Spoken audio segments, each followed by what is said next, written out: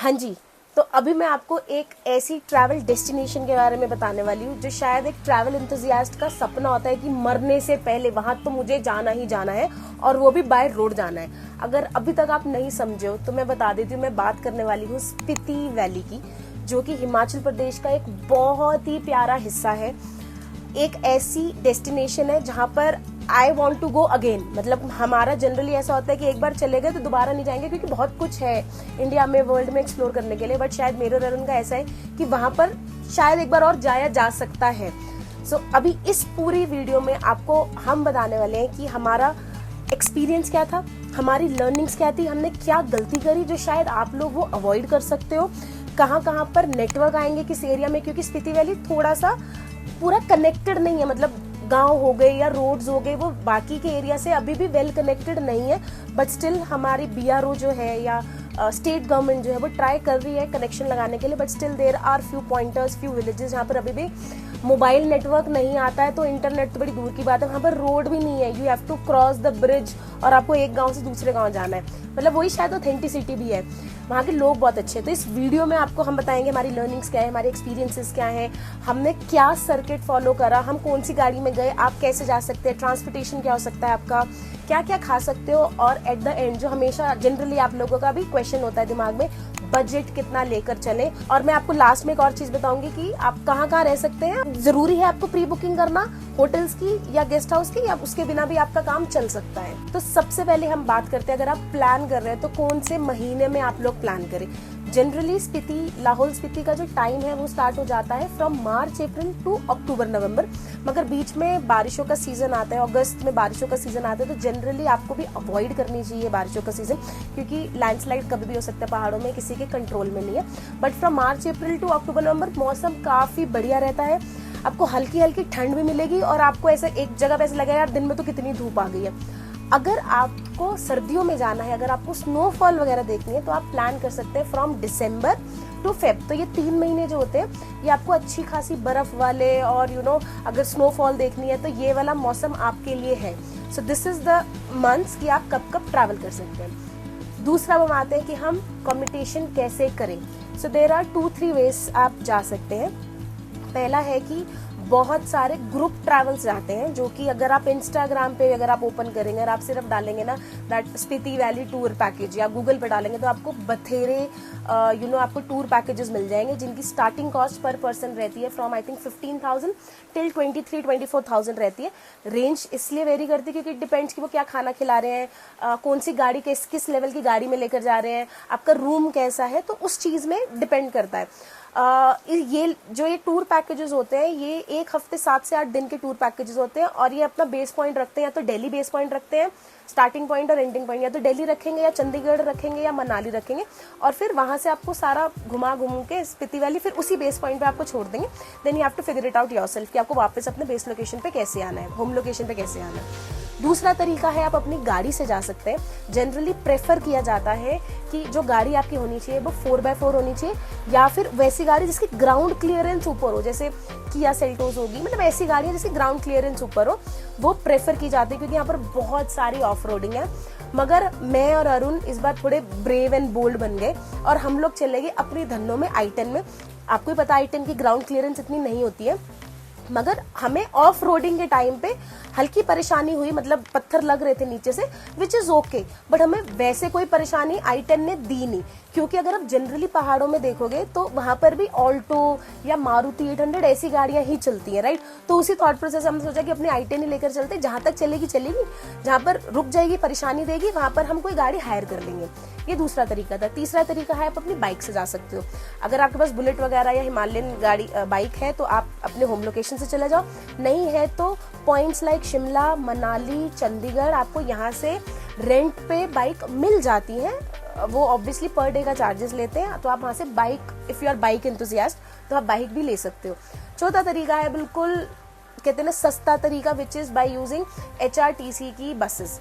हिमाचल प्रदेश की road buses आप ले सकते हो, जो कि ऑलमोस्ट, क्योंकि हमने बहुत सारी देखी रास्ते में, डिफिकल्ट रास्तों में भी देखी कि हिमाचल की जो स्टेट बसेस थी वो चल रही थी।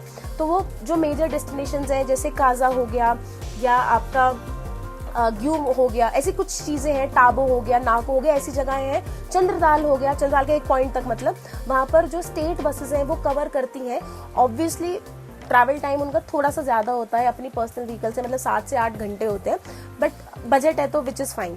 तो ये कुछ तरीके हैं जिसमें अब आप खुद चेक कर सकते हैं कि आपको पर्सनल गाड़ी से आना है, या फिर चौथा, हाँ एक और तरीका मैं भूल गई, कि आप टैक्सीज भी हायर कर सकते हो, या तो अपनी बेस लोकेशन दिल्ली से कर लो, नहीं तो आप जैसे बताया कि शिमला, चंडीगढ़ या फिर मनाली से भी आप टैक्सीज जो है वो हायर कर सकते हो, इनोवा या जैसे भी आपको कंफर्टेबल हो, और वो पूरा आप पूरा जो सर्किट है, जो रूट है पूरा, वो कवर कर देगी। तो ये पॉइंट्स हैं, ये तरीके हैं कि आप स्पीति वैली को कवर कर सकते हो। अब मैं आपको बताती हूँ तीसरा पॉइंटर है, रूट आपको स्पीति वैली जाना है तो आप क्या फॉलो कर सकते हैं। तो बेसिकली स्पीति वैली जाने के 2 तरीके होते हैं। एक होता है आपका फ्रॉम दिल्ली टू शिमला, चंडीगढ़ होते हुए शिमला जाओ, और शिमला से आप ईस्ट की साइड चले जाओ, मतलब आप नारकंडा, रिकांगपियो और नाको, ताबो होते हुए काजा जाओ, बिकॉज काजा इज द एक बहुत बड़ा हब है वो स्पीति वैली का, मतलब बहुत अच्छा बड़ा शहर है स्पीति वैली का, जहाँ पर आपको सारी सुविधाएं मिलेंगी। या तो आप ये वाला रूट फॉलो कर सकते हो। दूसरा तरीका है आपको रूट के लिए, जो कि है आपका मनाली से होते हुए, अटल टनल से होते हुए, कुंजुम पास से होते हुए, चंद्रताल से होते हुए आप काजू आ सकते हो। तो ये 2 रूट हैं जाने के लिए। अब मैं दोनों रूट के आपको प्रोज एंड कॉन्स बताती हूँ, और बताती हूँ कि हमने कौन सा रूट फॉलो किया। तो हमने फॉलो किया था शिमला, रिकांगपियो, चिटकुल, कल्पा से होते हुए, ताबो से होते हुए काजा गए थे हम। वो रूट थोड़ा सा लंबा रूट है, उसमें अप्रोक्सीमेटली आपके 1100 किलोमीटर का रूट है वो, मगर उसकी प्रोस क्या है उसके, कि रास्ते में बहुत सारी ऐसी जगहें आती हैं, टूरिस्टी प्लेसेस आती हैं जो आप कवर कर सकते हो। जैसे आप कल्पा कवर कर सकते हो, आप चिटकुल कवर कर सकते हो। तो Chitkul is basically the last village of Himachal Pradesh, जो कि बहुत सुंदर, उसके नीचे एक प्यारी सी नदी जाती है, तो हम ऑलरेडी पहले जा चुके हैं। हाँ जी, तो बट मैं बता रही थी कि आप रिकांगपियो, चिटकुल, कल्पा होते हुए, नाको होते हुए, क्योंकि नाको से ऐसा बोलते हैं कि आपका स्पीति वैली है स्टार्टेड, तो उसके आगे आता है ग्यू, एक मोनेस्ट्री है, ग्यू विलेज आता है, जहाँ पर मैंने वो रिकॉर्ड तो नहीं किया, बट मैं आपको बताने, जैसे ही हम ग्यू पहुंचे, वो एक्चुअली तिब्बत बॉर्डर के बिल्कुल पास में, बिल्कुल सटक के है, विद इन 100 किलोमीटर्स में तिब्बत बॉर्डर स्टार्ट हो रहा था। तो वहां पर अगर आपके पास आईफोन है तो आपका जो वो टाइम है वो चाइना का टाइम पकड़ लेगा ऑब्वियसली। तो वो एक ऐसा हो रहा था कि अरे मैं चाइना आ गई क्या, मतलब without visa I have been to China.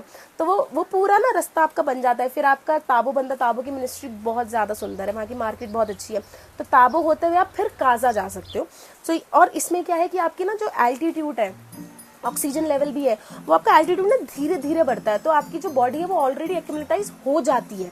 तो आपको वो जो एक्स्ट्रा माउंटेन सिकनेस वाली जो दवाई होती है, जैसे डायमॉक्स, वो आपको खाने की जरूरत नहीं है अगर आप ये राइट साइड वाला रूट पकड़ रहे हो।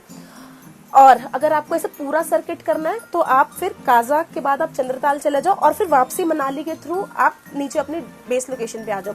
तो आप ये वाला रूट पकड़ सकते हो फ्रॉम ईस्ट टू वेस्ट, ठीक है। दूसरा तरीका मैं बता देती हूँ, जो वेस्ट वाला है, जो मनाली वाला है, उसमें क्या है कि आपकी उसका प्रो क्या है कि वहां पर डिस्टेंस बहुत कम है, मगर इसमें एल्टीट्यूड जो है ना वो अचानक से इंक्रीज हो जाता है, तो बहुत तेजी से इंक्रीज आता है, तो शायद आपको थोड़ी दिक्कत हो सकती है।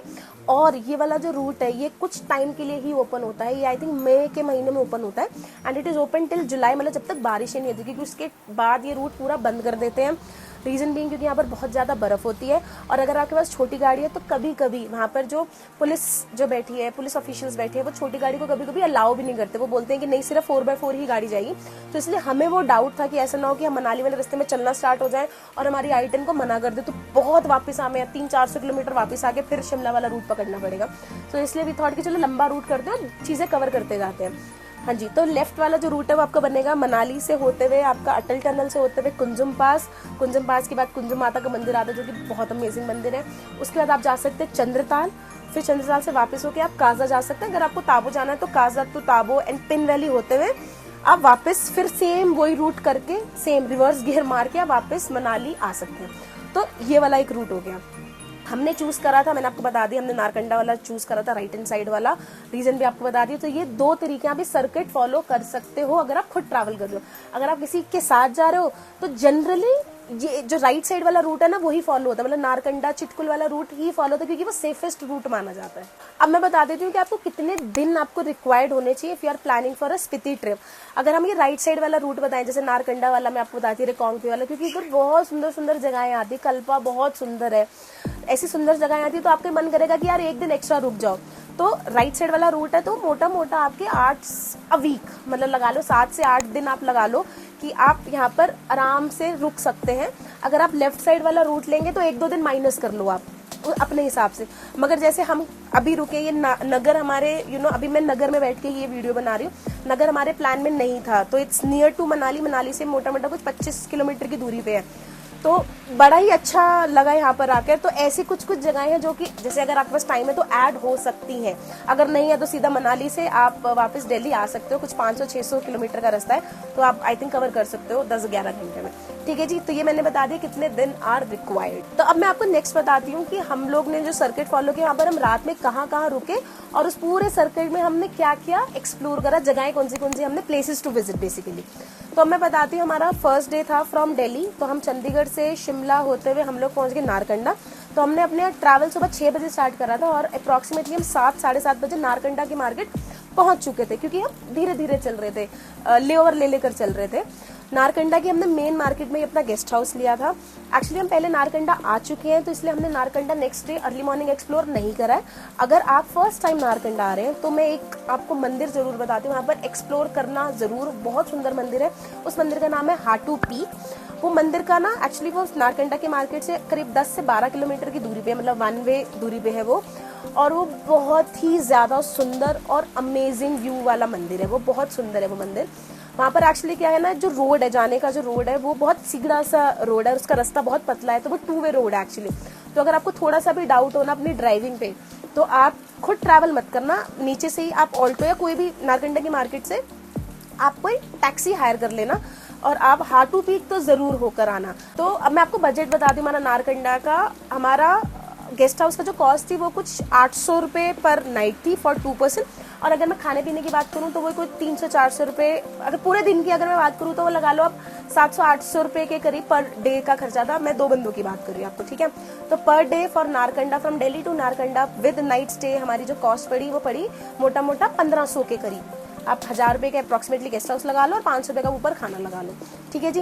रात हम रुके Narkanda, early morning approximately by I think 5-5:30 हम लोग नारकंडा से निकल गए थे, क्योंकि हमारा वो दिन थोड़ा लंबा होने वाला था, because we had to travel और हमें नेक्स्ट डेस्टिनेशन में जाना था, मतलब और स्पीति वैली के थोड़ा नजदीक जाना था। हमारा जो डेस्टिनेशन था, हम गए थे नाको, और वहां पर नेटवर्क की थोड़ी बहुत कमी है। तो अगर मैं नेटवर्क की बात करूं तो वहां पर नेटवर्क की कमी है, वोडाफोन तो बिल्कुल नहीं चलेगा, ठीक है, उसको तो बिल्कुल ही नो कर देना।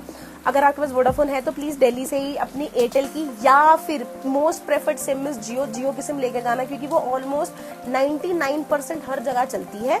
एयरटेल की सिम आपकी अप्रोक्सीमेटली 80% के करीब हर रीजन्स में चलेगी, but Jio is the best. तो हम चिटकुल को क्रॉस करते हुए हम लोग चले गए थे नाको। सबसे पहला एक स्टॉप आता है जो कि स्पीति सर्किट का एक फर्स्ट लोकेशन जिसको मानते हैं वो होता है नाको। तो हम लोग गए थे नाको की मोनेस्ट्री, बहुत ही सुंदर मोनेस्ट्री थी, छोटी सी मोनेस्ट्री थी, काफी कोई बड़ी मोनेस्ट्री नहीं थी, मगर वहां जाके थोड़ा पॉजिटिवनेस फील होगी, मतलब ऐसे लगा कि हाँ now you are in mountains. तो हम नाको विलेज में गए थे, वहां पर एक नाको लेक थी जो मोनेस्ट्री से थोड़ी सी पैदल का ही रास्ता है, मतलब वहां पर गाड़ी वाड़ी बिल्कुल भी नहीं जाएगी, तो आप पैदल बिल्कुल ही अंदर से, मतलब विलेज से, घरों के अंदर से, पुराने जमाने के घर बन रखे हैं, तो घरों के अंदर से आप जाओगे, नीचे नाको लेक जाओगे। अगर आप सर्दी में नाको लेक जाओगे तो बिल्कुल फ्रोजन होती है, स्केटिंग होती है, बट हम ऑब्वियसली अभी इस महीने में गए थे, शोल्डर सीजन के टाइम पे गए थे, तो वहां पर स्केटिंग तो नहीं थी, पानी था, बिल्कुल अच्छा पानी था, तो वो अच्छा लगा वहां की। बहुत छोटी सी लेक थी, बहुत सुंदर सी थी, ऑक्यूपाइड बाय ऐसे ऊपर हाइट पे विलेज है और नीचे हाइट से बहुत नीचे एल्टीट्यूड पे आपकी लेक थी, तो काफी सुंदर था। तो अगर आपको नाको विलेज में स्टे करना है तो आप नाको विलेज में स्टे कर सकते हो। हमने स्टे नहीं करा था, हम शाम को अप्रोक्सीमेटली 5 बजे के करीब पहुंचे थे, 4-5 बजे के करीब पहुंचे थे।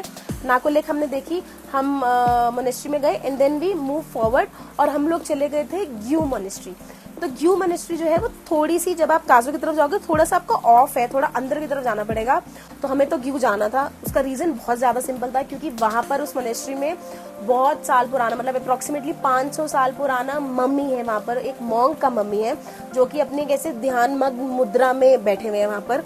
वहां पर एक्चुअली यूएस की एजेंसी ने भी कंफर्म करा है कि जब ये मम्मी को प्रिजर्व करने के लिए कोई भी एक्स्ट्रा केमिकल्स नहीं लगा रखे हैं और वो इतने इंटैक्ट मम्मी है वो कि आप उनके दांत तक देख सकते हैं। तो ये रीजन था हमारा ग्यू जाने का। ग्यू से वापस हम आए ताबो। सो ग्यू से ताबो का जो रास्ता है वो मोटा मोटा हमें 2 घंटे के करीब लगे थे, 1.5 से 2 घंटे के करीब लगे थे। तो हमने अपना जो सेकंड नाइट जो स्टे करी थी, हमने वो करी थी ताबो में। ताबो की मार्केट में ही हमें गेस्ट हाउस अच्छा सा मिल गया था। वहाँ पर बहुत अच्छी मार्केट थी, वहाँ पर खाने पीने के ऑप्शंस थे। गेस्ट हाउस की जो कॉस्ट थी, अगेन मैं अप्रॉक्सीमेट बता रही हूँ आपको, 1000 रुपये का हमें गेस्ट हाउस पड़ा था। प्लस मैं खाने पीने की बात करूँ तो हमारे 500 रुपये में हम दोनों का डिनर हो गया था। ठीक है जी। Then we spend a night at Tabo. Tabo में पहुंचते पहुंचते हमें 8 बज गए थे, तो कुछ और था नहीं करने को। नेक्स्ट डे अर्ली मॉर्निंग हम लोग उठे। ताबो मेन मार्केट में ही है ताबो की मोनेस्ट्री, जो कि बहुत ज्यादा, मतलब मैं आपको एग्जैजरेट करके नहीं बोल रही, जो भी मैं चीज बता रही हूँ ना कि सुंदर है तो मतलब सुंदर है, क्योंकि वो मेरा एक्सपीरियंस है। ताबो की मोनेस्ट्री बहुत ज्यादा सुंदर है। ताबो की मोनेस्ट्री वो इतनी पुरानी monastery, it is one of the oldest monastery of Spiti valley. और अंदर जो है वो आई थिंक कुछ 800 साल या 1000 साल पुरानी ना पेंटिंग्स हैं, मूर्तियां हैं, और उनपे जो कलर हो रखा है वो कलर हो रखा है नेचुरल कलर है, मतलब फ्लावर्स का कलर यूज हो रखा है वहां पर। तो उसको प्रिजर्व करने के लिए, क्योंकि अब वो बहुत पुराना कलर है राइट, और नेचुरल चीजें तो आपको मिलेंगी नहीं दोबारा, तो उसको प्रिजर्व करने के लिए कोई भी आर्टिफिशियल लाइट का यूसेज नहीं कर रखा है उन्होंने। तो एक सेंटर से धूप का उन्होंने एक सोर्स लगा रखा है, सेंटर से रोशनी आती है और आपकी जो पूरी मोनेस्ट्री है वो उसको उसी लाइट से कवर करती है वो।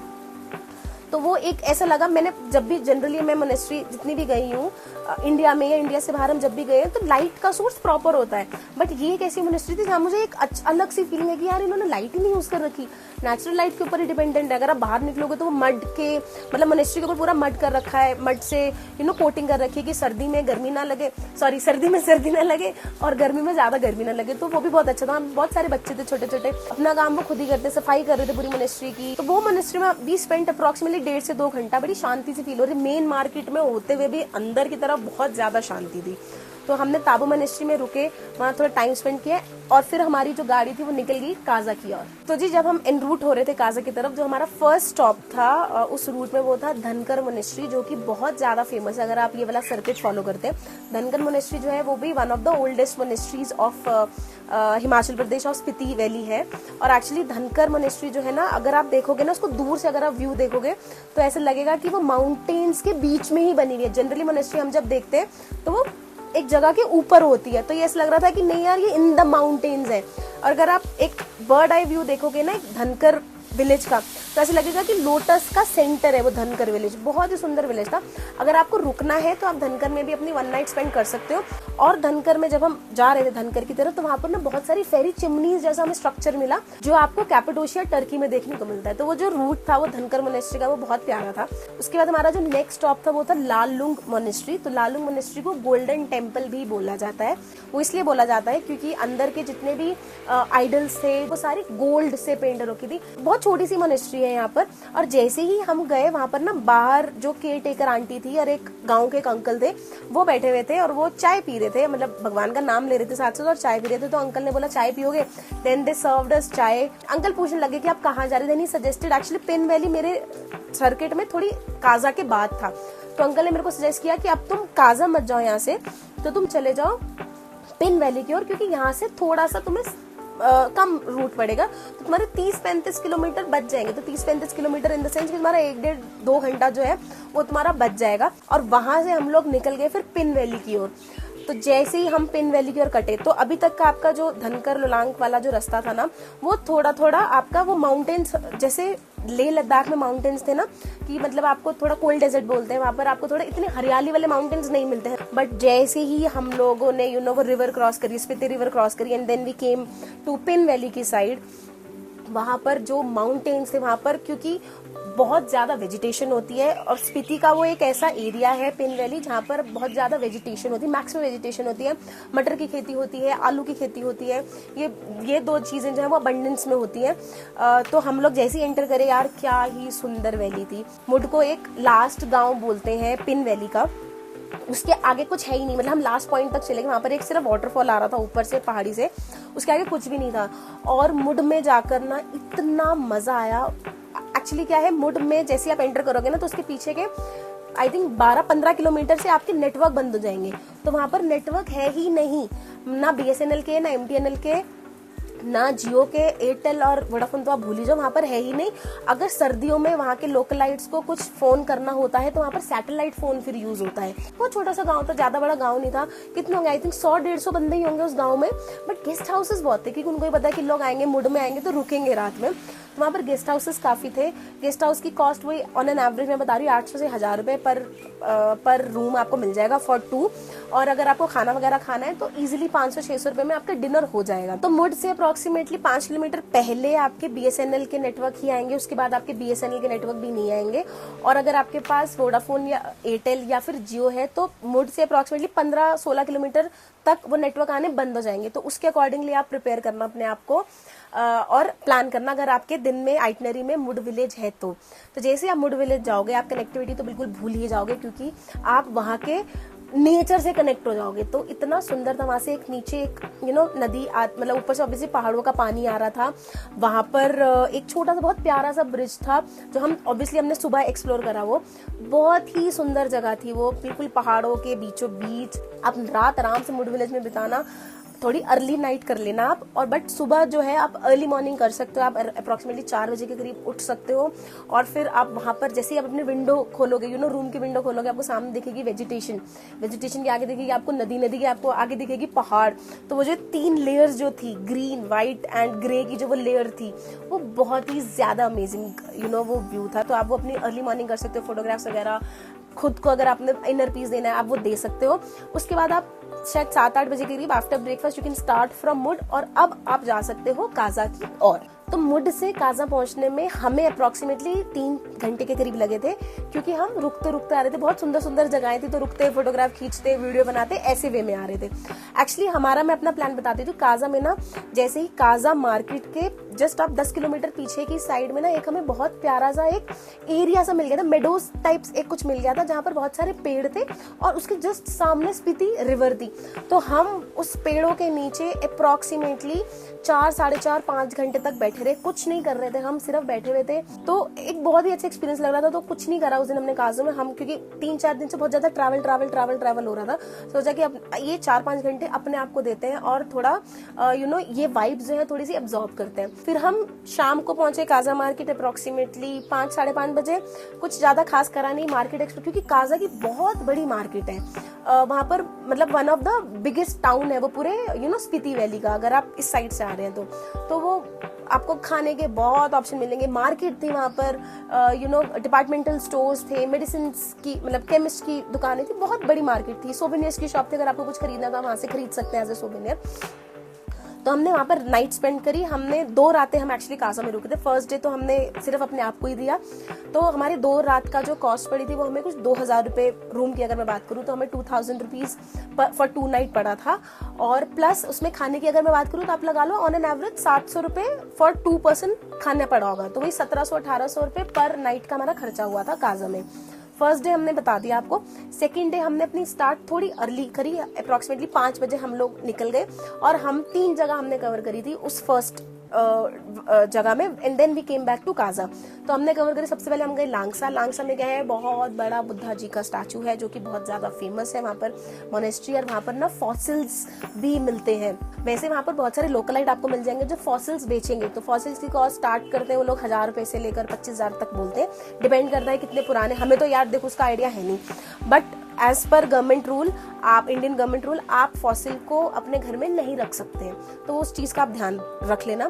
तो फर्स्ट वाज लांगसा। सेकंड जो हमने कवर करा था वो था हमारा comic is basically the highest village in the world जो कनेक्टेड है थ्रू मोटरेबल रोड। क्या ही अमेजिंग था यार कॉमिक। वहां पर एक मोनेस्ट्री भी थी, कॉमिक मोनेस्ट्री, वहां पर एक रेस्टोरेंट भी था, वहां पर एक्चुअली एक highest restaurant in the world भी है, highest cafe in the world भी है। तो जब हम गए तब वो बंद था, बट जब आप जाओ, क्योंकि हम लोग बहुत जल्दी पहुंच गए, हम लोग 8:30-9 बजे पहुंच गए थे वहां पर, बट हो सकता है जब आप जाओ तो शायद वो खुला हो, तो वहां पर चाय कॉफी या कुछ भी आप खा सकते हो। ठीक है, तो कॉमिक में ना जो मोनेस्ट्री थी उसके ऊपर एक बहुत पैदल एक जो पहाड़ी सी बनी हुई थी, हम वहां भी चले गए, 1.5-2 घंटे हमने वहां स्पेंड करे। तो वो कॉमिक वाला जो एरिया था दैट वाज कूल, मतलब अच्छा एरिया था। तो हमारी उस दिन की जो थर्ड डेस्टिनेशन थी वो थी हमारी हिक्किम इज द वर्ल्ड, वहां पर एक पोस्ट ऑफिस है जो पोस्ट ऑफिस के लिए एक्चुअली हिक्किम इज फेमस। वहां पर वर्ल्ड्स हाईएस्ट पोस्ट ऑफिस बना रखा है। तो वहां पर पोस्ट ऑफिस में एक जो पोस्टमैन है वो जब से ये पोस्ट ऑफिस बना, आई थिंक 1983 से पोस्ट ऑफिस बना है, तब से लेकर अब तक ही इज सर्विंग। और वो बहुत ही डाउन टू अर्थ अंकल वहां अंदर, और पोस्ट ऑफिस की ना शेप भी पोस्ट बॉक्स की तरह बना रखी है। तो आप क्या कर सकते हैं, सोवेनियर जैसे हमने भी करा, एज ए सोवेनियर आप पोस्ट कार्ड लिख सकते हो, अपने लव्ड वंस को दे सकते हो। जैसे मैंने अरुण के लिए लिखा और अरुण ने मेरे लिए लिखा, हमने एक दूसरे को नहीं बताया हमने क्या लिखा है। तो अंकल से हमने पूछा कि पोस्ट कार्ड हम आज सबमिट कर रहे हैं, हमें मिलेगा कब अपने रिस्पेक्टिव जगहों में। तो अंकल सेड कि आपको कम से कम 10 से 12 दिन लगेंगे वो पोस्ट कार्ड पहुंचने में या वो लेटर पहुंचने में। तो आप देख रहे हो कि वहां पर अगर कोई बंदा रह रहा है तो उसके लिए कुछ इन्फॉर्मेशन अगर पास थ्रू करनी है तो कितना टाइम लगेगा उसको। और इनफैक्ट अगर हम ऐसे घरों में रहते हैं तो अगर कुछ भी हमें मंगवाना है, कुछ भी डिलीवरी करवानी है, विदिन 15 मिनट्स हमें या 10 मिनट्स डिलीवरी हो जाती है। तो स्टिल हमें वहां पर जाकर ना एक अलग सी, we should respect the locals. और अगर आप ऐसी कुछ जगहें जा रहे हो, अगर आप अपना कुछ हेल्प कर सकते हो तो यार जरूर हेल्प करा करो, if you are capable enough to help others. ठीक है, अगर आपको एक्चुअली हम ये 3 चीजें कवर करके वापस काजा आ गए थे, we wanted to have some rest. अगर आपको वापस नहीं आना है तो आप नेक्स्ट जा सकते हो, यू कैन कवर की मोनेस्ट्री, चीचम ब्रिज कवर कर सकते हो और की मोनेस्ट्री कवर कर सकते हो। तो की मोनेस्ट्री जो है वो is the oldest monastery in Spiti valley. और वो की मोनेस्ट्री जब भी आप अगर गूगल भी करोगे स्पीति वैली तो एक वो मोनेस्ट्री है जो हमेशा आपको आएगी। वो भी ऐसे लगता है कि आपकी ना पहाड़ों में ही बनी हुई है, पहाड़ों के ऊपर नहीं बनी है, वो पहाड़ों में ही है। और वहां पर अप्रोक्सीमेटली 300-350 मॉन्क्स रहते हैं, वहां पर पढ़ते हैं। जब हम गए मॉर्निंग थी, हम नेक्स्ट डे एक्चुअली गए थे की मोनेस्ट्री, तो मॉर्निंग 8 o'clock था, वहां पर पूजा हो रही थी। तो मैंने कभी भी मोनेस्ट्री में पूजा होते हुए नहीं देखा, तो वहां पर पूजा हो रही थी तो बड़ा ही अच्छा लगा। एक और चीज मैं आपको इन्फॉर्मेशन देना चाहती हूँ कि अगर आपको की मोनेस्ट्री में रुकना है तो वहां पर मोनेस्ट्री के अंदर ही रुकने का भी ऑप्शन था, जो पर बेड स्टार्ट हो रहा था आई थिंक 500 से लेकर 2500 रुपए तक का बेड था। तो वहां पर आपको सिर्फ इतना पैसा देना है और आपका breakfast, lunch and dinner is being served by monastery only. So आप इस दिन काजा के दिन में आपने कवर कर लिया लांगसा, हिक्किम, कॉमिक, की मोनेस्ट्री, और आप एक और पॉइंट कवर कर सकते हैं विच इज चीचम ब्रिज। आप चीचम ब्रिज कवर कर सकते हो। चीचम ब्रिज को बोलते हैं it is the highest suspension bridge of the world, जहां पर जाके ऐसा लगा कि यार इंजीनियरिंग मार्वल था वो। हाँ, बहुत अच्छी एक वाइब्स आई। वहाँ पर एक बाहर एक आंटी बैठी हुई थी, बहुत बुजुर्ग सी आंटी थी। वहाँ पर आंटी चाय ऑफर कर रही थी, मतलब पेड ऑब्वियसली, ज्यादा महंगी थी, 20-25 रुपए की चाय थी वो। मगर वहां पर जाकर, और वो चीचम विलेज के बिल्कुल पास में थी। Chicham bridge is very near to Chicham village, क्योंकि वो किब्बर और चीचम को वो जो ब्रिज है वो कनेक्ट करता है, तो वो इसलिए बनाया गया था। अप्रोक्सीमेटली उसको कुछ 14 साल के करीब लगे थे उस ब्रिज को बनने में। यार अपने आप में वो एक ना बहुत बड़ी चीज है कि हमने वर्ल्ड हाईएस्ट ब्रिज बना दी, मतलब सस्पेंशन ब्रिज बना दिया हमने। सो ये वाला पॉइंट पे आप कवर कर सकते हो, and this is one of the point जो कि आपके स्पीति सर्किट में इट्स अ मस्ट टिक कि वो होना ही चाहिए। तो अब नेक्स्ट डे हमारी बारी आती है हमारे स्पीति वैली का जो एक आइकॉनिक गोल्डन पॉइंटर था, वो था चंद्रताल को एक्सप्लोर करने की। तो चंद्रताल के लिए आपको काजा से निकलना पड़ेगा, तड़के तड़क निकलना पड़ेगा आपको।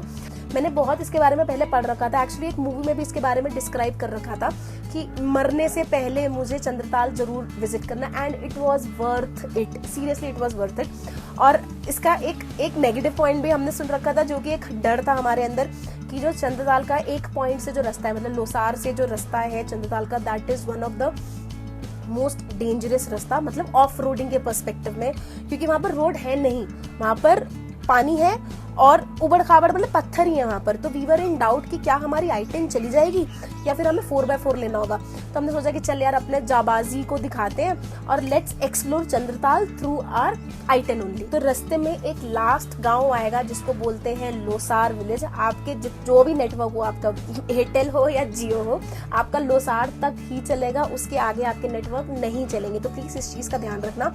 और फिर अगले 24 घंटे तक आपके पास नेटवर्क नहीं होंगे, 24 से 28 घंटे डिपेंड करता है कि आप ड्राइविंग कितनी स्पीड से आप कर रहे हो, तो आपके पास नेटवर्क नहीं होंगे। तो Losar is the last village of Spiti इस साइड से। तो आप खाना वाना अपना पैक करा लेना, खा लेना, खाना पैक करा लेना, क्योंकि लोसार से आगे आपको कोई भी ढाबा वगैरह कुछ भी नहीं मिलेगा, सीधा आपको फिर चंद्रताल में मिलेगा।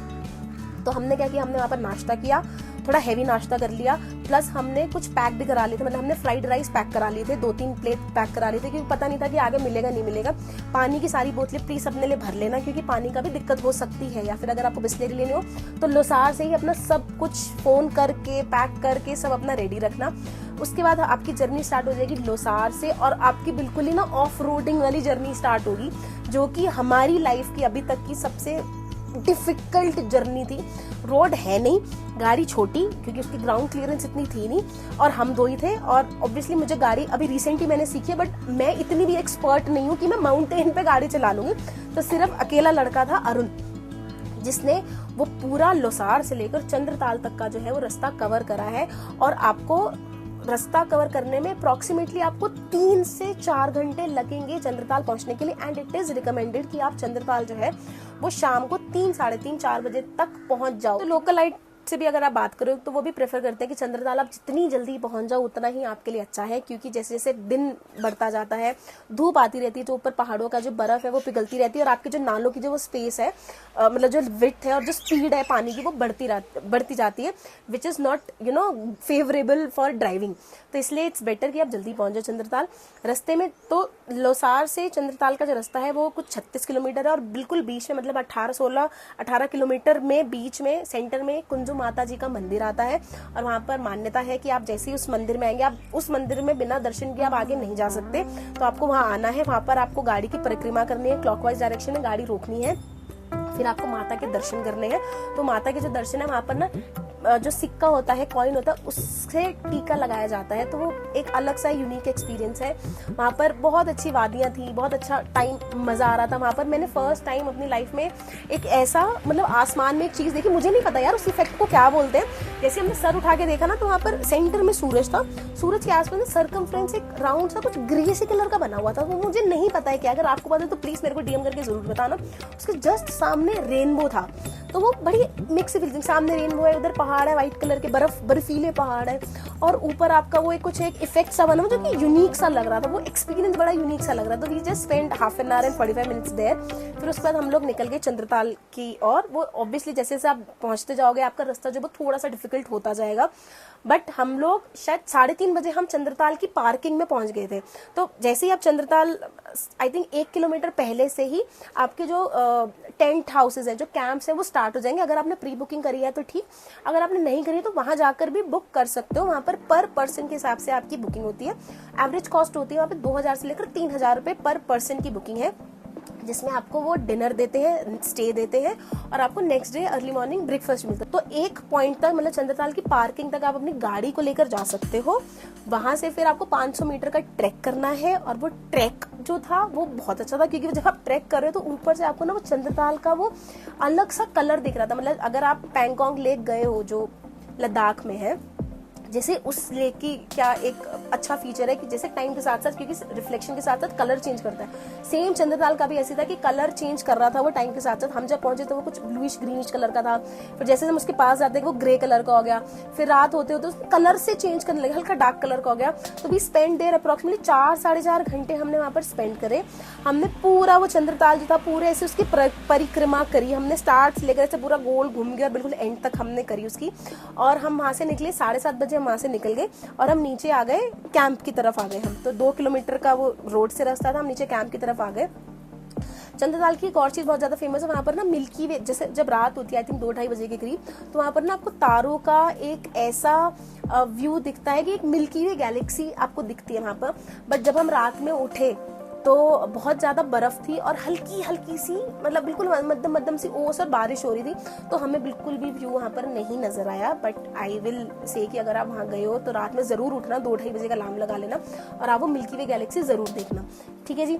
तो हम लोग चंद्रताल रुके। अगले दिन हमारा वैसे प्लान था सुबह फिर से अर्ली मॉर्निंग जाने का, बट तब हल्की सी बारिश हो रही थी और बहुत ज्यादा क्लाउडी था। सो वी जस्ट थॉट कि अब कोई मतलब नहीं है, क्योंकि इतना क्लाउडी है, वहां पर जाएंगे और फिर ट्रैफिक और बढ़ना शुरू हो जाएगा, मतलब इस साइड की ओर। तो वी जस्ट थॉट कि हम निकलते हैं। तो हम लोग 5:45 बजे के करीब अर्ली मॉर्निंग हम लोग निकल गए वहां से। नेटवर्क नहीं थे, ठीक है। वहां से अब हम उल्टे वापस आ रहे थे, तो वहां से अब हम कट गए मनाली की ओर, क्योंकि हम वापस नहीं जाना चाह रहे थे 1200 किलोमीटर। तो हमारा सर्किट जो था from Chandratal it was to Manali. तो चंद्रताल से मनाली का जो फर्स्ट गाँव है वहां तक आते आते मोटा मोटा 4 साढ़े 4 घंटे लगते हैं और उतने तक में आपके नेटवर्क नहीं आएंगे। तो हम लोग निकले थे 6 बजे और हम लोग उस फर्स्ट गांव में, मनाली के फर्स्ट गांव में पहुंचे थे 11:30 बजे। तो अब आप लगा लो कि 5.5 घंटे तक नेटवर्क नहीं थे। प्लस जो वो रास्ता था, पहले हमें लग रहा था कि काजा से चंद्रताल का रास्ता इज डिफिकल्ट, मगर भाई साहब फ्रॉम चंद्रताल टू मनाली का जो वो रास्ता था वो बाप था। ठीक है, ऑफ रोडिंग का, he was the father of off roading. इतना डिफिकल्ट रास्ता, इनफैक्ट हमने तो बहुत जल्दी अपनी स्टार्ट कर ली थी, तो वो पानी जो मैं बता रही हूँ, जो नाले होते हैं वो बहुत स्पीड पे थे, वो बहुत प्रेशर में थे। तो आई एम नॉट श्योर कि जब से आप लेट हो जाओगे 11-12 बजते जाएंगे तो कितना प्रेशर होगा उस पानी का। बहुत ही ज्यादा डेंजरस रास्ता था। थोड़ी थोड़ी देर में ना मुंह से निकल रहा राम राम राम राम वाहिगुरु वाहिगुरु वाहिगुरु, बस क्रॉस करा दो क्रॉस करा दो। बहुत डिफिकल्ट रास्ता था यार वो। तो अगर आपका कहते हैं ना कि दिल अगर मजबूत है तो गाड़ी चलाना, अगर थोड़ा दिल कमजोर है, थोड़ा सा भी डाउट है अपनी ड्राइविंग में हल्का सा भी, तो प्लीज गाड़ी मत चलाना, क्योंकि वहां पर स्किड होने के बहुत ज्यादा चांसेस हैं।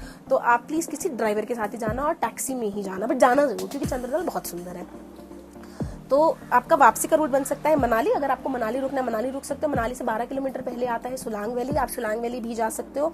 हम वहां से सुलांग वैली गए थे। सुलांग वैली में हम एक ही चीज हमने कवर करी, जो कि था वहां पर एक मंदिर था, वो था अंजना माता जी का मंदिर था। वो कुछ पहाड़ी पे बना हुआ था मंदिर, तो you have to go trek. I think कुछ 700-800 मीटर की ट्रैक है, आपको पैदल पैदल वो करनी, नहीं तो घोड़े भी चलते हैं। अगर आपको घोड़ों में जाना, हम घोड़ों में भी जा सकते हो। बहुत सुंदर मंदिर है, वहां पर शिवलिंग थे। जैसे ऊपर से ना ऐसा लग रहा था वाटरफॉल हो रही है, और वाटरफॉल बिल्कुल शिवलिंग के ऊपर ही हो रही है। मतलब जैसे जल जब हम समर्पित करते हैं तो वैसे वाली फीलिंग आ रही थी। वहां पर छोटा सा हनुमान जी का मंदिर था। वहां माता के मंदिर में इतनी ऊंचाई पे भी उन्होंने हमें, मतलब शाम का टाइम था तो उन्होंने हमें खीर पंडित जी ने ऑफर करी एज अ प्रसाद कि खीर खाकर जो है, मखानों की खीर थी, बहुत ही बढ़िया खीर थी। तो मैंने पंडित जी से क्वेश्चन पूछा कि यहाँ पर आपने इतना डोपचा भर के खीर बनाई है तो यूज हो जाएगी? तो उन्होंने बोला कि पर डे की जो यहाँ पर जो अटेंडेंस लगती है भक्तों की, वो लगती है 2000 बंदे आते हैं पर डे। तो बच्चे ये तो बहुत कम खीर है। तो मैंने कहा यार बहुत सही है। तो वहां पर अगर आपको सुलांग वैली रुकना, आप सुलांग वैली रुक सकते हो। मनाली रुकना, मनाली रुक सकते हो। हम ना इधर रुके ना मनाली रुके, हम नेक्स्ट आगे कुछ 25-30 किलोमीटर के और आगे और हम रुक गए नागर में। तो अभी हम नागर में ही हैं, जो मैं अभी ब्लॉग कर रही हूँ। तो ये एक रिजॉर्ट सा है। तो यहाँ पर भी वही अप्रोक्सीमेट कॉस्ट वही है, 1500 से 2000 पर नाइट है, प्लस खाने पीने का लगा लो वही 700-800 रुपये आपका पर टाइम फॉर 2 पर्सन का बन सकता है यहाँ पर। तो अभी मैं नागर में हूँ, यहाँ पर बहुत अच्छा व्यू है। अब आप देख भी रहोगे, हल्की हल्की बारिश भी हो रही है। तो यहाँ से हमारा जो नेक्स्ट डेस्टिनेशन वो हम दिल्ली की तरफ पकड़ेंगे। तो आई जस्ट वांटेड कि जितनी भी मेरे पास इन्फॉर्मेशन है ना पूरे सर्किट की, कहाँ कहाँ मैं गई, वो सारी मैं आपके साथ शेयर करूँ। तो अब मैं आपको बताती हूँ कि हमारी लर्निंग्स क्या थी और आप हमारी इन लर्निंग से आप क्या सीख सकते हैं अपने ट्रैवल के लिए। तो पहली थी कि छोटी गाड़ी जैसे i10 जैसी गाड़ी में प्लीज मत आना, अवॉइड करना। और अगर आप 4 का ग्रुप आ रहे हो या 2 से ज्यादा अगर बंदे आ रहे हो तो फिर बिल्कुल ही मत आना, क्योंकि जितना पीछे भार पड़ेगा आपकी गाड़ी में, उतनी आपकी गाड़ी ऊपर इंक्लाइन ही नहीं होगी। तो इस चीज का प्लीज ध्यान रखना। 4x4 है तो लेकर आओ, ऊंची हाइट वाली गाड़ी है तो लेकर आओ, अगर नहीं है तो प्लीज आप यहाँ से किराए पे, मतलब रेंट पे आप ले लेना गाड़ी, या टैक्सी हायर कर लेना। दूसरा है पेट्रोल। आपको चिटकुल के आसपास, आपको अगर जब आप इस साइड से जा रहे हो तो आपको चिटकुल के आसपास ही आपको पेट्रोल स्टेशन मिलेगा। उसके बाद आपको सीधा पेट्रोल स्टेशन मिलेगा काजा में जाकर। बीच में आपको बिल्कुल भी पेट्रोल स्टेशन नहीं मिलेगा। तो प्लीज ध्यान रखना कि पेट्रोल आप जहां भी आपको दिखे कि पेट्रोल पंप पे, अपनी टंकी फुल करा लेना। नहीं तो मैं एक और चीज रिकमेंड करूंगी कि वो जो 5 लीटर की या 10 लीटर की केन आती है पेट्रोल की, वो एक्स्ट्रा अपने पास भरवा के रख लेना फॉर सम अनफोर्सीन कंडीशन, या फिर हो सकता है किसी को हेल्प करनी पड़ जाए आपको। अगर आप मनाली की साइड से आ रहे हैं तो मनाली के ऊपर आपको सोलांग वैली के आसपास आपको पेट्रोल पंप मिलेगा, फिर उसके बाद आपको मिलेगा ही नहीं पेट्रोल पंप टिल काजा। तो अगर आप इधर भी आ रहे हो तो मनाली में अपनी पूरी गाड़ी फुल करा लेना, ठीक है जी। तो पेट्रोल हो गया। तीसरा हो गया नेटवर्क की। अगर मैं बात करूँ, अगर आपके पास वोडाफोन है तो प्लीज उसको घर पे रख के आना, उसको लेकर मत आना, नहीं फालतू में बाहर लेकर आओगे आप अपने लिए। अगर आपके पास एयरटेल है, जैसे मैंने कहा कि 80% ऑफ द जगहों में एयरटेल चलेगा, बट जियो एक ऐसा था, it was the winner in Himachal Pradesh में, कि जियो आपका ऑलमोस्ट हर जगह चल रहा था। तो जियो की सिम इज प्रेफरेबल, जियो की सिम ही रखना अपने पास, नहीं है तो खरीद लेना, प्रीपेड खरीद लेना अपने बेस लोकेशन से। उसके बाद मैं आपको बोल रही हूँ कि एक हमारा एक्सपीरियंस है कि स्टार्ट योर डे अर्ली। जितना जल्दी स्टार्ट आप अपना डे करोगे उतना आपके लिए अच्छा है, आपको कम ट्रैफिक मिलेगा, जो वो नालों का पानी उतना ही कम रहेगा। और अगर जैसे साइड वाइड भी देनी होती तो आप आराम से जा सकते हो, क्योंकि जैसे ही 7-7:30 बजते हैं तो जो हिमाचल प्रदेश की जो बसेस होती है वो स्टार्ट हो जाती है, तो उनको साइड देना पहाड़ों में तो बहुत ज्यादा डिफिकल्ट हो जाता है। अनदर पॉइंटर इज की फेस मास्क जरूर कैरी करना, या फिर फेस अपना चुन्नी वगैरह से ढक लेना हैंकी से। रीजन क्योंकि यहाँ पर कोल्ड डेजर्ट है, यहाँ पर आपका बहुत ज्यादा मिट्टी उठती है। अगर आप एलर्जिक हो तो इट्स प्रेफरेबल कि अपना मुंह वगैरह कवर करके रखो। अगर आप यहाँ के लोकल लाइट भी देखोगे ना तो वो जनरली अपना लेडीज मुंह कवर करके ही रखती हैं। अनदर पॉइंटर इज कि यहाँ पर इतनी तीखी धूप है, यहाँ पर बिल्कुल ही डायरेक्ट यूवी रेज आ जाती है। अगर आप मेरा चेहरा भी अगर आप देख रहे होगे तो यहाँ से काला काला हो चुका है, क्योंकि हमने ध्यान नहीं दिया अपनी स्किन का। बट ये मैं आपको बोल रही हूँ कि सनस्क्रीन हमेशा लगा के रखना, ग्लेयर्स हमेशा लगा के रखना। एक या तो अगर आपके पास फुल स्लीव्स की अगर टी शर्ट एक्स्ट्रा है, शर्ट एक्स्ट्रा है तो वो करके रखना, नहीं तो जो ग्लव्स वगैरह आते हैं वो जरूर पहन के रखना, क्योंकि यहाँ पर बहुत तेज धूप आती है बाबा। और उसके बाद क्या है कि अपनी गाड़ी में हमेशा कुछ खाने पीने का सामान जरूर रखना अपने साथ, क्योंकि ऐसी ऐसी जगहें आएंगी जहाँ पर शायद आपको खाना नहीं मिले। अगर बच्चे जा रहे हैं आपके साथ या कोई सीनियर भी जा रहा है आपके साथ, कुछ भूख लगे, किसी की एनर्जी डाउन हो जाए, चॉकलेट्स, वेफर्स, मीठे वाले बिस्किट्स, ये जरूर अपने पास रखना। और पानी की पीने की बोतल जरूर रखना आपके पास, क्योंकि देर कैन बी सिचुएशन कि आपको कोई होटल नहीं मिल रहा, ढाबा नहीं मिल रहा है, पानी पीना है, होता है ना, या फिर गाड़ी को पानी की जरूरत है क्योंकि जब वो हीट प्रोड्यूस करने लग जाएगी। तो ये कुछ चीजें हैं जिसका ध्यान आपको रखना चाहिए, और ये हमारे एक्सपीरियंस से ही मैं आपको बोल रही हूँ। So if you are planning to Spiti valley, इन चीजों का ध्यान रखना। बजट की अगर मैं बात करूँ तो मोटा मोटा हमारा पर डे का फॉर 2 पर्सन खर्चा आया था 2000 रुपए, including food and including stay. Food हमारा थोड़ा इसलिए भी कम था क्योंकि हम एक्चुअली कोई फैंसी रेस्टोरेंट में नहीं जा रहे थे, हम कोई भी ढाबे में जाकर खाना खा रहे थे, प्लस हमारे पास स्नैक्स वगैरह भी, जैसे बिस्किट ये सब भी थे कि बार बार गाड़ी ना रोकनी पड़े, क्योंकि जैसे आप गाड़ी रोकोगे आपका आधा घंटा कहाँ गया आपको पता भी नहीं चलेगा। ये रीजन था। प्लस अगर मैं आपको अपनी गाड़ी के पेट्रोल की बात करूं तो हमारा approximately from Delhi to Delhi का जो खर्चा आएगा वो आएगा 12,000 से लेकर 14,000 रुपए तक का पेट्रोल का खर्चा आएगा, जिसमें इट इंक्लूड टोल ऑल्सो, क्योंकि टोल आपको जब आप दिल्ली से क्रॉस करोगे तो आपके टोल्स वगैरह आपको बहुत मिलेंगे। शिमला साइड तक के, नारकंडा साइड तक के आपके टोल मिलेंगे, उसके आगे नहीं मिलते हैं। तो 14,000 रुपए आप लगा लो, 12 से 14,000 रुपए लगा लो for 2 in a car including toll and including petrol.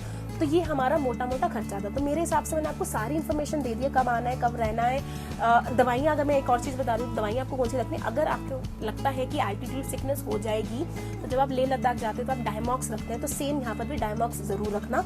और जब आपको फील हो कि जरूरत पड़ रही है, मेरे को वॉमिट जैसा फील हो रहा है, कुछ एल्टीट्यूड सिकनेस हो रही है, तो आप डायमॉक्स खा सकते हो, उसमें कोई ऐसा कोई दिक्कत नहीं है एक या 2 गोली खाने में। पैरासीटामॉल जरूर रखना, डिस्प्रिन जरूर रखना, ग्लूकॉन डी रख लेना, क्योंकि कभी कभी आप इतना ट्रैक करना पड़ता है तो एनर्जी लेस सा फील हो जाए। मीठे में जैसे चॉकलेट्स हो गई, या फिर बैंडेजेस हो गई, चलते चलते पैर फिसल गया, टूट गया, कुछ भी हो गया तो बैंडेजेस या फिर वो मूव वगैरह जरूर रखना। तो ये सारी इन्फॉर्मेशन है जो मुझे लगी कि शायद आपको तुरंत बता देनी चाहिए, which is helpful for you for planning for your Spiti वाला ट्रैवल।